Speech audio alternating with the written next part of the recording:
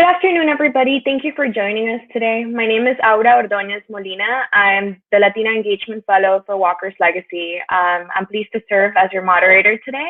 Named in honor of Madam C.J. Walker, Walker's Legacy was created with a mission to cultivate an ecosystem of access designed to inspire, equip, and engage a global network of professional and entrepreneurial women of color. You can learn more about us at walkerslegacy.com. Every month, we set up a Level Up series where we host a Latinx person of influence who has achieved success in their respective fields. These conversations aim to offer exclusive insight on how emprendedoras are cementing their legacy and paving the way for inclusivity in different industries. So let's get started with today's program. Today's guest is Mila Johnson Perez. Mila is the CEO and founder of El Nopalito Delivery Service and Nopalito Creative Inc., where she's responsible for creating a digital e-commerce community for street vendors and mom and pop shops on the southwest sides of Chicago, promoting diversity in cannabis and connecting with local community leaders. On a mission to create a digital hub for street vendors and mom and pop shops, she simultaneously also focuses on removing the stigma surrounding cannabis and demonstrating how cannabis profits can aid impacted communities. Mila has been featured with Negocios Now, World Business Chicago, and Cristo Rey Network newsletter, and she has been a panelist on several webinars, including the ESDC Little Village Chamber of Commerce and Chai Biz Hub. Outside of the office, Mila is a member of the Illinois Women in Cannabis Social Equity and Advocacy Committee and dedicates time to food insecurity initiatives in Chicago and spends time with her 3 dogs. So thank you so much for joining us, Mila. We're so excited to have you. Thank you for having me, and thank you for that intro. It's a mouthful. Yeah, I just wanted to get it all out there. So we're so excited to hear about your entrepreneurial journey, and we know that you were a graduate also in one of our prospectus programs, so that was really inspirational, and we wanted to make sure to highlight that and all the endeavors you're going through. So with that said, I just wanted to get started. Could you tell us what your entrepreneurial journey has looked like and what kind of got the ball rolling for you? Yeah, so I am a graduate of the prospectus cohort. It actually, I credit that session and the self-hype awareness cohort by Eli Vasquez those 2 sessions really sparked a lot. It taught me so much about business 101 to how to believe in myself, the value of being transparent, the value of contributing and dedicating your life to solving a problem. And those are the biggest lessons that I've learned, and those are the biggest key advice points that I could give anybody who's going through this entrepreneurial journey, because it's not easy. I worked for some startups beginning in probably 2014, and before that I went to Cristo Rey, where we had a corporate internship program. So I've been working on with a permit since I was probably about 14 or 15 years old. So I've always had that value of hard work, personal responsibility, and most importantly, a love and a dedication to solving a problem. So I worked for Uber, Venmo, a couple of other startups, Fetch, and I noticed that my interest became in operations, logistics. I was a fraud and risk analyst in the rest of my career with those startups, before leaving to start my own. And I noticed what really kind of kicked it was COVID. I was working for Fetch, and I noticed that once everybody started getting more and more sick, the numbers in the south and west side of Chicago alone were frightening. There were a lot of people losing jobs. There were a lot of people losing their businesses. There were a lot of people who were immobile and they needed help. So I began work with a not-for-profit called Healthy Hood. Shout out to Healthy Hood. They were trying to create a COVID response initiative, and with our help, we were able to scale from 11 families for delivery of PPE, food boxes, warm meal kits, produce boxes and other items to over 378 families by the end of that summer, through volunteer coordination, through paid Nopalito drivers also. And I noticed a few things. One, small businesses, especially ones that are relying on simply only accepting cash, they were the first ones to fall. A lot of our small businesses, a lot of our street vendors, a lot of our eloteros, tamaleras, they were putting their health at risk because they didn't understand the benefits of going digital, of creating a digital presence. And the third-party delivery services didn't make it any easier during this time, until the mayor of course implemented that 10% cap in fees and charging.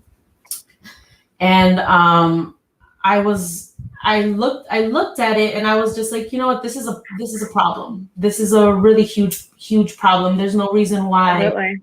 Yeah, there's no reason why a small business, let's say in Little Village or in Pilsen, who relies on cash only, has to right away try and pivot to, let's say, an Uber Eats or a Grubhub and get 30 to 40% of their profits taken away. Those numbers are absolutely backbreaking to a lot of these small businesses. Let alone street vendors.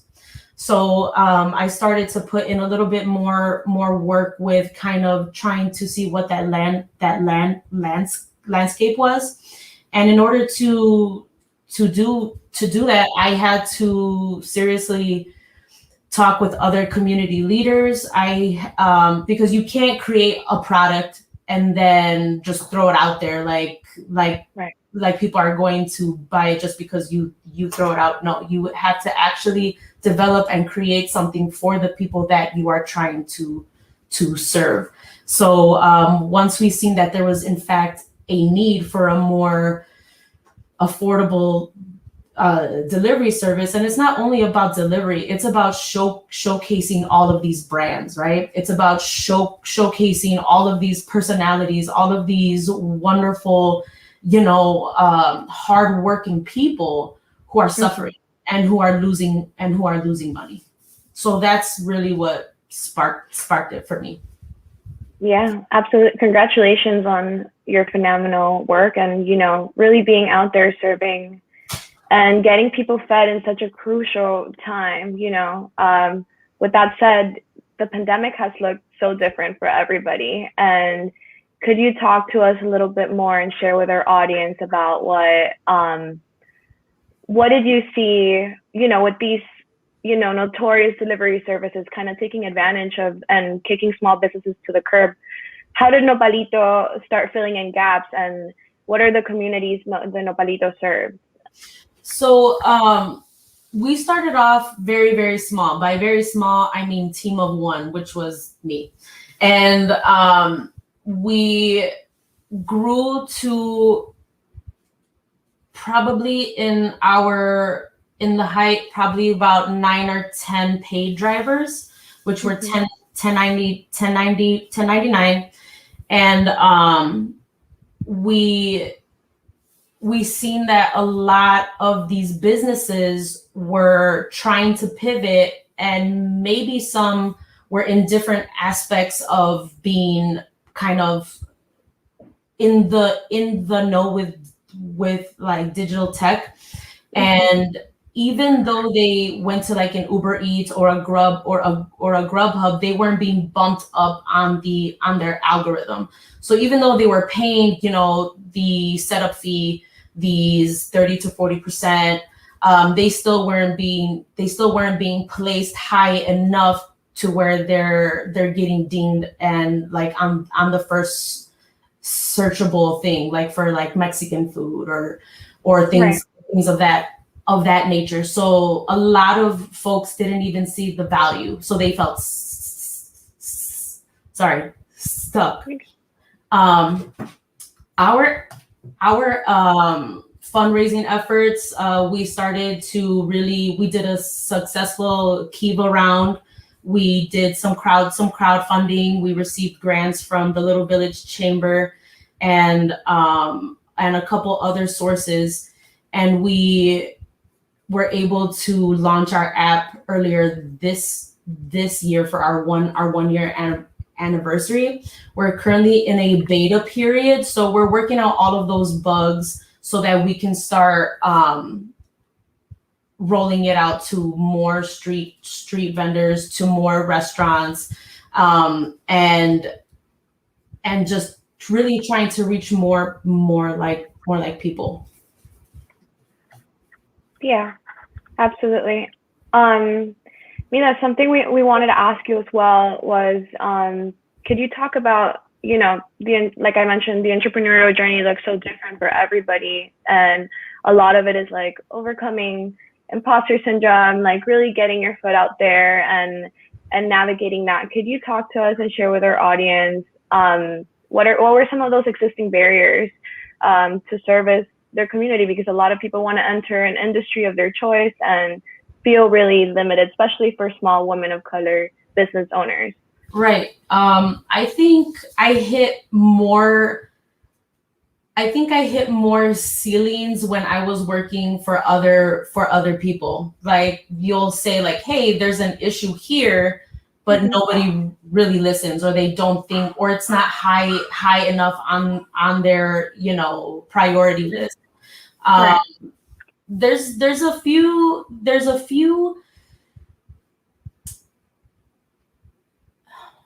imposter syndrome is definitely one, but there are, you know, concrete data facts. Like, Chicago leads the nation in female founders, right?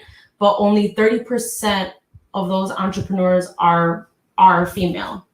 And then only 15% of those entrepreneurs are Latinos. One thing that I learned was that people of color start their companies with an average of $500 versus $18,000 for white founders. The biggest hurdle is funding. The biggest hurdle is being bankable.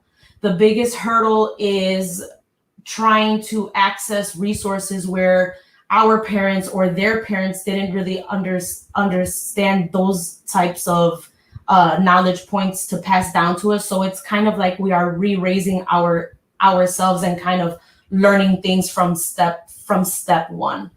You know, talent and ambition, creativity, those are things that our people do not lack. They are things that are the very essence of who we are as being people of color. But the opportunity and access to capital and access to other resources is not evenly distributed. So, you know, those are really hard pills to like swallow. And my only hope is that after me, I'm able to create an and easier path for, let's say, a young woman, a young queer woman who wants to get into operations, logistics, fraud and risk management. These are not easy positions to obtain, even though it's proven that more diverse companies yield better results because they're pulling information from different cultures, from different backgrounds. But only 24% of computer-related jobs in Chicago are held by women. 5% are held by women of color. That is a scary number, and it's a problem that we face as women of color. Yeah, absolutely. Thank you for sharing those hurdles. And, that is the main issue. Like, we need to be banking more women of color CEOs and startup owners. And yeah, I mean, navigating that is obviously unique to everybody, but thank you for sharing that experience and for giving, some of these tips and advice to our audience as well. I wanted to ask you, can you share also with us about any other initiative or project that perhaps you're also breaking into or creating to serve your community right now? Yeah, so right now we're focusing on scaling El Nopalito. We're focusing on hiring more drivers. It has been very challenging, but we're looking for interns. We're looking for marketing help. So we're looking to create a more solid team so that we can take this project forward, so that we could have more boots on the ground, so that we can really get our message out there. Like, hey, we are developing a system for small mom and pop shops. I'm also a huge advocate for cannabis. I think it's really important to provide ancillary vendor support, especially for people of color. There needs to be more representation in the cannabis space, from large brands to small, folks who are not in the plant touching business, right? There needs to be more talk and more action around social equity. For Nopalito Creatives, we focus in three things: food security, social advocacy, and in cannabis reform. So that company actually houses our initiative, Barrio Box. Barrio Box is a subscription box that only promotes brands from people of color, LGBTQ plus brands. So we've released probably about 6 or 7. We did a really cool wake and bake series for 420, and we're bringing it back this summer. What's special about it is we focus in cannabis positivity through education and through highlighting brands. So one thing that's really special about this project is that we highlight one street vendor or food place, and we drive that high traffic back towards their place, so that they can get money off of munchies, right? There are different ways that cannabis can stimulate our local neighborhoods. It's a $1 billion industry, and there's no reason why that we cannot get creative in this space and kind of drive that traffic and funnel those funds back into our communities.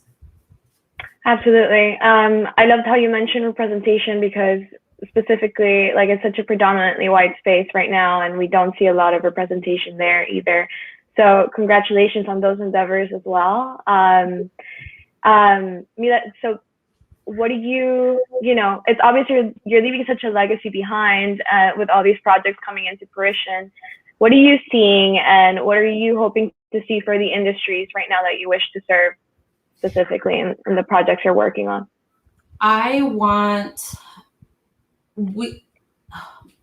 First, thank you. That's a loaded question. It's a loaded question.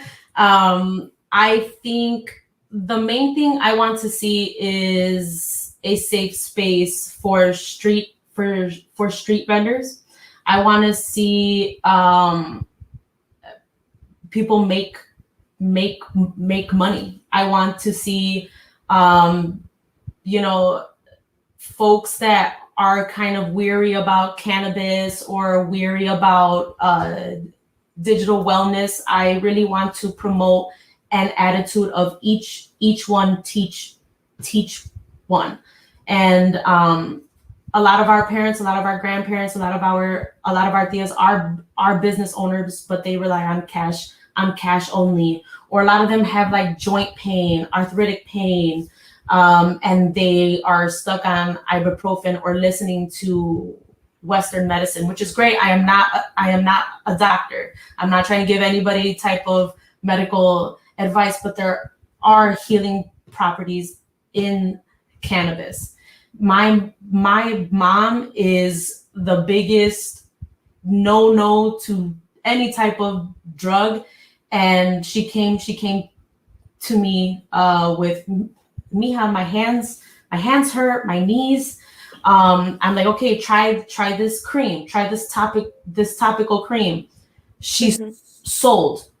And in our community, it's very much word of mouth. I started getting calls from her friends, from her hair stylist, from her, from the lady that does her like nails and love that. And they're like, Mija, I can't sleep. What can I take for this? So that warms my heart. And I really want to create a larger community where moms, tias, dads, even, abuelas, like come and, learn about how this can help you. Let's start removing all of that stigma, all of that negativity surrounding a truly healing plant. And let's learn more about how digital wellness can actually help. We don't have to be afraid of being cash only either. So there's a few initiatives that I'm actively involved with, and I hope to grow and scale with the help of other community leaders and with a larger team, because it's not me. The things that I do are in partnership with a lot of people. It's listening to a community. It is having those tough conversations, and it's not easy. So I just hope that we can keep our ears to the ground, remain humble, and always remain of service, however that looks. Right. And you're already doing that. I mean, destigmatizing like the huge benefits of cannabis alone, in such a taboo community, like it really is a step forward. So I know you talked about the way that you're scaling Nopalito, some of the distinguishing factors. Can you tell us a little bit more about what's in store and how can we keep up with the Nopalito and show our support as well? We have a couple initiatives being launched this week. I see that there are a few budding companies that are trying to promote digital wellness. So we actually have a digital wellness body box coming out in July.